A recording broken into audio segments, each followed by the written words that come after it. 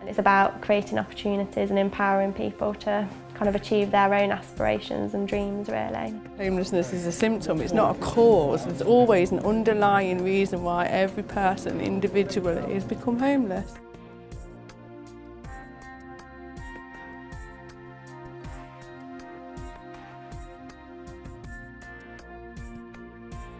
Action Homeless is a local charity. We've been around for 40 years, it's our 40th birthday next year. We provide supported accommodation to homeless people in Leicester and Leicestershire. The Down Not Out project has been fantastic. It's providing opportunities for homeless people, and that's the whole reason we set up the project. So far we've been able to employ some of our service users who've actually been through the homelessness system. There's loads to choose from, but Mags, who's the just newly appointed editor of Down Not Out, is an example of someone who's been through the system herself. So to be able to have somebody like that as part of our team really strengthens what we're able to offer, because her insight into homelessness is different from somebody that works for Action Homeless that hasn't had that insight.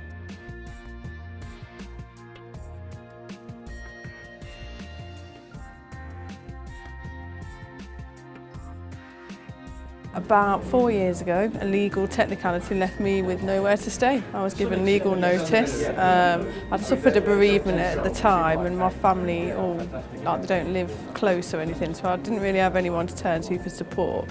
And just from my own personal experience of the negativity that you face, just dealing with certain housing agencies that treat you like you are worthless and automatically put you under an umbrella of people that are assumed to be unintelligent, unproductive, alcoholics or drinkers, or basically pretty much useless in social standing.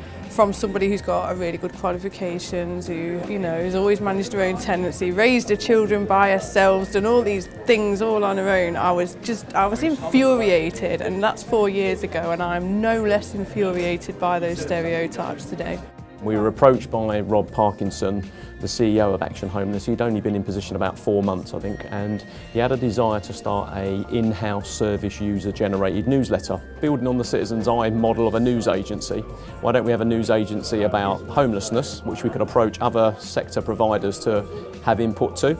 And we'll call it Down Not Out. So they're not down and out, they're down not out, so that enabled us to encompass homelessness and sofa surfing and all those kind of things, and deal with all of those different issues. It's been an interesting project. Now we've got the newsroom, it just means that they can meet here every Tuesday afternoon. They've got a base, got somewhere to leave equipment, somewhere where they can set up sort of interview points like this, and just trying to encourage them to keep moving forward in a sort of caring, mentoring way, rather than someone trying to say you're doing it wrong. It's about, if you tried this, it could make life a little bit easier for you.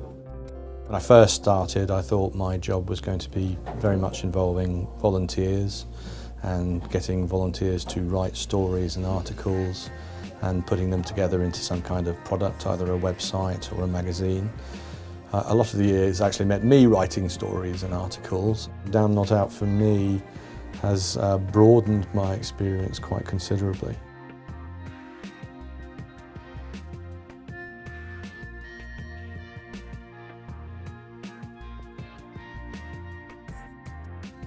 There's always an underlying reason why every person individually has become homeless. It's got nothing to do with them not being able to pay their rent or not put down a bottle of alcohol. They're usually symptoms of them having become homeless. It's about giving the people within the homeless community a voice to be heard. So we have a target audience of all the different hostels and service providers in the city, ironing out creases, finding out what works, what doesn't work. We've done that. We're now moving it forward and just making it bigger and better. We rely so much on organisations like the Big Lottery.